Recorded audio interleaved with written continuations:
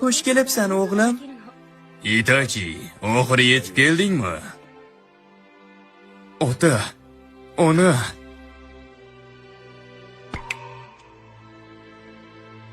Biz seni tushunamiz, Itachi.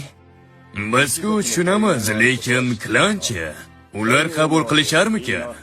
Nima? Oxiri yetib mana u keldi. Indamay o'tiruvdim-a? O'ldirib ketdi. Haligi men majbur bo'lgandim. Qo'shni qandaysiz? Yaxshimisiz? Rostini aytaman, men majbur bo'lgandim. O'zini biznesmen deb o'ylayaptimi bu? Indamay o'ldirib ketdi, nomard.